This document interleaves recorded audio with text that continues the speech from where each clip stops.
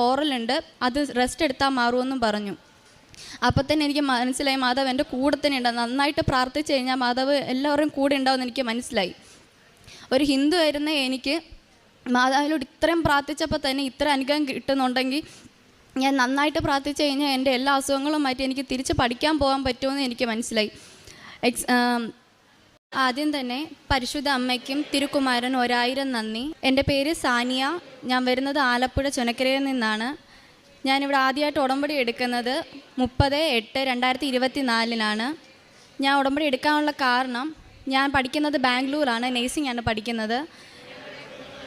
ഞാൻ അവിടെ പഠിക്കുന്നതിൻ്റെ കൂട്ടത്തിൽ തന്നെ എനിക്കിവിടെ ഡ്യൂട്ടി ഉണ്ട്. ഫസ്റ്റ് ഇയറിൽ ഡ്യൂട്ടിക്ക് കയറിയ സമയത്ത് ഈ ഏപ്രിൽ 4-ാം തീയതി ഡ്രസ്സ് വാഷ് ചെയ്തത് എടുക്കാൻ പോയപ്പോഴാണ് എനിക്ക് ആക്സിഡൻറ്റ് ഉണ്ടാകുന്നത്. 4-ാം നിലയിൽ നിന്ന് ഞാൻ കാല് തന്നെ താഴേക്ക് വീഴുമായിരുന്നു. അതേ തുടർന്ന് അവിടുത്തെ ഹോസ്പിറ്റലിൽ അവിടെ എന്നെ കാണിച്ചപ്പോൾ എനിക്ക് 3 സർജറി വേണമെന്ന് പറഞ്ഞു. മാക്സിമം പോയ ഒരു 6 മാസമെങ്കിലും ഞാൻ അനങ്ങാതെ അവിടെ തന്നെ കിടക്കേണ്ടി വരുമെന്ന് എന്നോട് പറഞ്ഞു. ഒന്നര ദിവസത്തേക്ക് 65,000 രൂപ അവിടെ നിന്ന് പറഞ്ഞപ്പോൾ അത് ഞങ്ങളുടെ കൊടുക്കാനുള്ള കെൽപ്പ് ഞങ്ങളുടെ ഇല്ല. സാമ്പത്തികമായിട്ട് ഭയങ്കര ബുദ്ധിമുട്ടുള്ള കുടുംബമായിരുന്നു ഞങ്ങളുടേത്. അതുകൊണ്ട് തന്നെയും കടമൊക്കെ മേടിച്ചിട്ട് ആ 60,000 രൂപ അവിടെ നിന്ന് കൊടുത്തുകൊണ്ട് എൻ്റെ അമ്മ നാട്ടിൽ നിന്ന് ഒരു ആംബുലൻസ് വിളിച്ച് അടുത്തുള്ള ഒരു ചേട്ടനെയും വിളിച്ചുകൊണ്ടാണ് എന്നെ ബാംഗ്ലൂരിൽ നിന്ന് കോട്ടയം മെഡിക്കൽ ഹോസ്പിറ്റലിലോട്ട് കൊണ്ടുവരുന്നത്. മെഡിക്കൽ ഹോസ്പിറ്റലിൽ കൊണ്ടുവന്നപ്പോഴും അവിടെ എക്സ്റേയും സ്കാനും ഒക്കെ എടുത്ത സമയത്തും അവരും പറഞ്ഞു 3 സർജറി എങ്കിലും മാക്സിമം വേണ്ടി വരും. നടുവിൻ്റെ സ്പൈനൽ കോഡിന് അകൽച്ചയും പൊട്ടലും ഉണ്ട്, 2 കാലിനും സർജറി ചെയ്യേണ്ടി വരുമെന്ന് പറഞ്ഞു.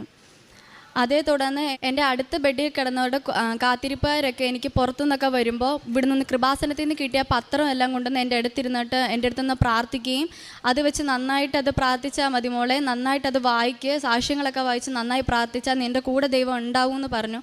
മാതാവ് നിൻ്റെ കൂടെ തന്നെ കാണും, നിന്നെ കൈവിടത്തില്ല, ഇത്രയൊക്കെ ആക്കിയല്ലേ ഉള്ളൂ, നിൻ്റെ കൂടെ തന്നെ ഉണ്ട്, നീ നന്നായിട്ട് പ്രാർത്ഥിക്കാൻ എന്നോട് പറഞ്ഞു. എൻ്റെ അമ്മ ഒരു ഹിന്ദുവാണ്, ഞങ്ങളും ആ ഒരു രീതി തന്നെയാണ്. എൻ്റെ അച്ഛൻ ക്രിസ്ത്യാനിയാണ്. ചെറുപ്പം തൊട്ടേ ഇടയ്ക്കിടയ്ക്ക് മാത്രമേ ഞാൻ ബൈബിൾ വായിക്കത്തുള്ളായിരുന്നു. പക്ഷേ ഇതിന് ശേഷം ഞാൻ നന്നായിട്ട് ബൈബിൾ വായിക്കാനും തുടങ്ങി. പത്രം കിട്ടിയതിലൂടെ തന്നെ ഞാൻ നന്നായിട്ട് രാവും പകലും എനിക്ക് ഉറക്കം കിട്ടുന്നില്ല, നല്ല വേദനയോടെ തന്നെ ഞാൻ കരഞ്ഞ് പ്രാർത്ഥിച്ചിരുന്നു മാതാവിനോട്. മാതാവ് എനിക്ക് ഈ 3 സർജറി എന്നുള്ള എനിക്കൊന്നും മാറ്റി തരും, എനിക്ക് എത്രയും സർജറി എന്നാലും എനിക്ക് എത്ര നാൾ ഞാൻ കിടക്കേണ്ടി വരും എന്ന് ഞാൻ പ്രാർത്ഥിച്ചു. മാതാവ് എനിക്ക് നടക്കാൻ പറ്റുമ്പോൾ ഞാൻ അവിടെ വന്ന് സാക്ഷിയോ ഉടമ്പടിയും വെച്ചോളാം എന്ന് കരഞ്ഞ് ഞാൻ പ്രാർത്ഥിച്ചു. കറക്റ്റ് എനിക്ക് ഏപ്രിൽ 17-ാം തീയതി സർജറി ആയിരുന്നു. അതിന് തലേ ദിവസം ഒന്നും കൂടി സ്കാനും റിപ്പോർട്ടും ചെയ്യുന്ന ആ ടൈമിൽ ആ റിപ്പോർട്ടിനകത്ത് വന്നു 3 സർജറിയുടെ ആവശ്യമില്ല, എനിക്ക് 1 സർജറി മാത്രം മതി, ഒരു കാലിൻ്റെത്, മറ്റേ കാലിന് ചതവ് മാത്രമേ ഉള്ളൂ, നടുവിന് ചെറിയ പോറലുണ്ട്, അത് റെസ്റ്റ് എടുത്താൽ മാറുമെന്നും പറഞ്ഞു. അപ്പോൾ തന്നെ എനിക്ക് മനസ്സിലായി മാതാവ് എൻ്റെ കൂടെ തന്നെ ഉണ്ടാവും. നന്നായിട്ട് പ്രാർത്ഥിച്ചു കഴിഞ്ഞാൽ മാതാവ് എല്ലാവരും കൂടെ ഉണ്ടാവുമെന്ന് എനിക്ക് മനസ്സിലായി.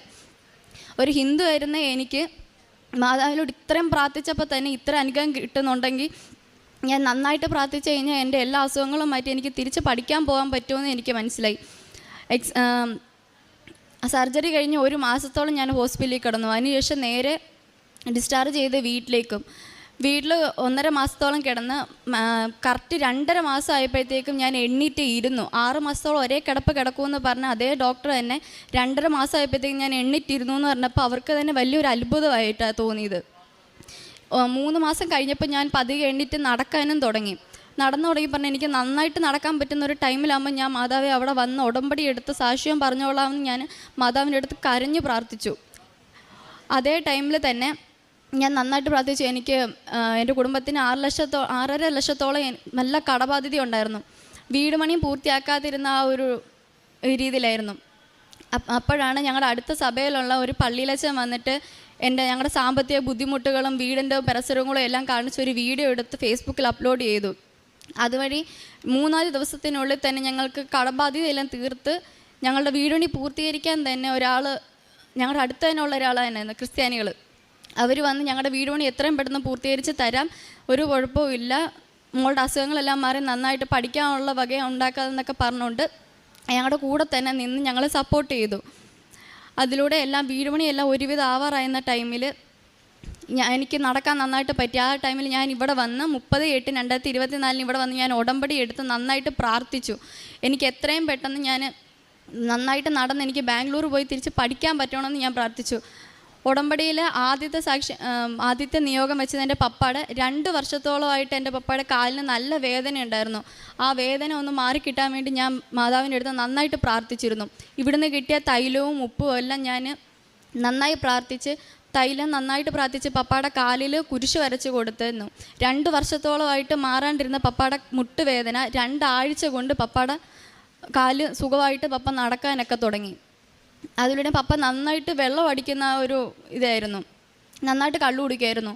ഉപ്പ് നന്നായിട്ട് പ്രാർത്ഥിച്ച് കഴിക്കുന്ന ഭക്ഷണത്തിലൊക്കെ ഇട്ട് നന്നായിട്ട് കഴിക്കാൻ പറഞ്ഞു ഞാൻ. അതിലൂടെയും പപ്പ 1 മാസത്തിനുള്ളിൽ വെള്ളവടിയെല്ലാം നിർത്തി. പപ്പ ജോലിയൊന്നും ഇല്ലാതെ വീട്ടിൽ ഇരിക്കുമായിരുന്നു.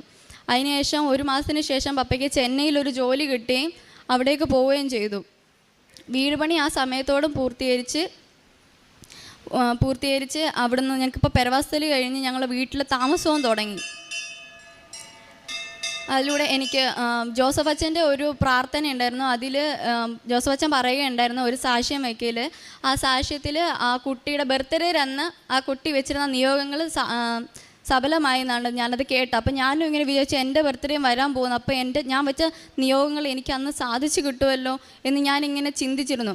കറക്റ്റ് എൻ്റെ ബർത്ത്ഡേ ഒക്ടോബർ 23 അത് കഴിഞ്ഞ് 2 ദിവസത്തിനുള്ളിൽ എൻ്റെ ചേച്ചി എന്നോട് വിളിച്ച് പറഞ്ഞു, നിനക്ക് നടക്കാനൊക്കെ ഒക്കുമല്ലോ, കുഴപ്പമൊന്നുമില്ലല്ലോ, അങ്ങനെയാണെന്നുണ്ടെങ്കിൽ നീ ബാംഗ്ലൂർക്ക് വാ. പ്രിൻസിപ്പൾ പറഞ്ഞു നടക്കാനൊക്കെ പറ്റും, ഇരിക്കാനൊക്കെ പറ്റുമെന്നുണ്ടെങ്കിൽ എക്സാം എഴുതാൻ മോള് വാ എന്ന് പറഞ്ഞുകൊണ്ട് എന്നെ വിളിച്ച് പറഞ്ഞു. അന്നേരം തന്നെ ഞാൻ ഫോൺ അങ്ങോട്ട് മാറ്റി വെച്ചിട്ട് പെട്ടെന്ന് തന്നെ മാതാവിൻ്റെ അടുത്ത് പോയിട്ട് കരഞ്ഞ് പ്രാർത്ഥിച്ച് 1000 നന്ദി ഞാൻ പറഞ്ഞു മാതാവിൻ്റെ അടുത്ത്. അത്രത്തോളം എനിക്ക് തന്നു മാതാവിന് 1000 നന്ദിയുണ്ട്. ഇവിടുന്ന് തന്ന പത്രങ്ങളെല്ലാം ഞാൻ നന്നായിട്ട് പ്രാർത്ഥിച്ച് ഇവിടുന്ന് തന്ന തൈലങ്ങൾ ഞാൻ നന്നായിട്ട് പ്രാർത്ഥിച്ച് അത് കുരിശ് വരച്ച് ഉപ്പ് ഇട്ട് ഞാൻ അമ്മയിൽ കൊടുത്തു വിട്ടു. എനിക്ക് പോകാൻ പറ്റാത്തൊരു സിറ്റുവേഷനിലായിരുന്നു. അതുകൊണ്ട് തന്നെ ഇവിടുത്തെ ആലപ്പുഴ വണ്ടാനം ഹോസ്പിറ്റലിൽ എൻ്റെ അമ്മ കൊണ്ടുവന്ന് കൊടുക്കുകയും ചെയ്തു. ആ പത്രം എൻ്റെ കാര്യങ്ങളെല്ലാം പറഞ്ഞിട്ട് തന്നെ അമ്മ ആ പത്രം എല്ലാവർക്കും കൊടുത്തു. അതിലൂടെ തന്നെയും ഇവിടുത്തെ ഡെലിവറി വാർഡിലായിരുന്നു അമ്മ കൊണ്ടുവന്ന് കൊടുത്തത്. തൊട്ടപ്പുറത്തെ വീട്ടിൽ ഒരു ചേച്ചി പ്രഗ്നൻ്റ് ആയിട്ട് അവിടെ പോയിട്ടുണ്ടായിരുന്നു. ഡെലിവറി കഴിഞ്ഞ് 1 മാസത്തോളം ആ കുഞ്ഞ് ICUയിൽ കിടന്നു, ആരോഗ്യ പ്രശ്നങ്ങളൊക്കെ ആയിട്ട്. അമ്മ ആ പത്രം കൊണ്ടുവന്ന് ആ ചേച്ചിയുടെ കയ്യിൽ കൊടുത്തിട്ട് നന്നായിട്ട് പ്രാർത്ഥിക്കുമ്പോൾ ദൈവം നിൻ്റെ കൂടെ ഉണ്ടാവും എന്ന് അമ്മ പറഞ്ഞ് 3-ാം ദിവസം അവർ വിളിച്ചു പറഞ്ഞു അതെല്ലാം കുഴപ്പമില്ല, ഡിസ്ചാർജ് ആക്കി ഞങ്ങൾ വീട്ടിൽ വന്നു എന്ന്. അത്രയ്ക്ക് നല്ല അനുഗ്രഹമാണ് മാതാവ് ഞങ്ങൾക്ക് തന്നിട്ടുള്ളത്. അത് പോരാഞ്ഞിട്ട് കാരുണ്യ പ്രവർത്തനങ്ങളായിട്ട് ഞാൻ അടുത്തുള്ള എൻ്റെ ബർത്ത്ഡേ അന്ന് തന്നെ ഞാൻ അടുത്തുള്ള ഒരു സ്നേഹ വീട്, അവിടെ വാർദ്ധക്യമായിരുന്ന അച്ഛനമ്മമാരൊക്കെ താമസിക്കുന്ന ഒരു സ്ഥലമാണ്, അവിടെ പോയിട്ട് ഫുഡ് കൊടുക്കുകയും അവിടെ വെച്ച് തന്നെ കേക്ക് മുറിച്ച് അവരുടെ എല്ലാവരുടെയും കൂടെ സന്തോഷകരമായിട്ടിരിക്കുകയും ചെയ്തു. അതുകൂടാതെ തന്നെ എൻ്റെ അമ്മയുടെ അടുത്തുള്ള വീട്ടിലൊക്കെ അവിടുത്തെ വീട് പണി നടന്നുകൊണ്ടിരിക്കുക. അപ്പോൾ 2 പേർക്ക് ധനസഹായങ്ങളും എൻ്റെ അമ്മ കൊടുക്കുകയുണ്ടായി. അതെല്ലാം തന്നത് മാതാവാണ്. മാതാവിനും തിരുക്കുമാരനും 1000 നന്ദിയുണ്ട്. അതുപോലെ തന്നെ ഉടമ്പടി എടുക്കുന്നതിന് മുന്നേ ഞാൻ നന്നായിട്ട് പ്രാർത്ഥിച്ചു വന്നു. പക്ഷേ ബൈബിളും അന്നൊന്നും എൻ്റെ കയ്യിലില്ലായിരുന്നു. ബൈബിളൊക്കെ വീട്ടിലായിരുന്ന ടൈമിൽ എനിക്ക് പ്രാർത്ഥിക്കാനൊന്നും അത്ര ഇത് പറ്റിയിട്ടുണ്ടായിരുന്നില്ല. പക്ഷേ ഉടമ്പടി എടുത്തതിന് ശേഷം നന്നായിട്ട് ഞാൻ ബൈബിൾ വായിക്കുകയും നന്നായിട്ട് പ്രാർത്ഥിക്കുകയും ചെയ്യുമായിരുന്നു. അത്രത്തോളം ദൈവത്തിനോട് അടുക്കുകയും ഞാൻ ചെയ്തിട്ടുണ്ടായിരുന്നു.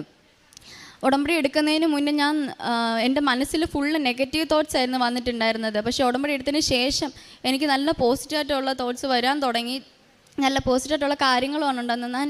ഞാൻ ഭയങ്കര ഹാപ്പിയാണ് ഇപ്പോഴത്തെ ഈ ഒരു ജീവിതം, നല്ലൊരു ഹാപ്പി ആയിട്ടുള്ള ജീവിതം തന്നെ ആയിരുന്നു.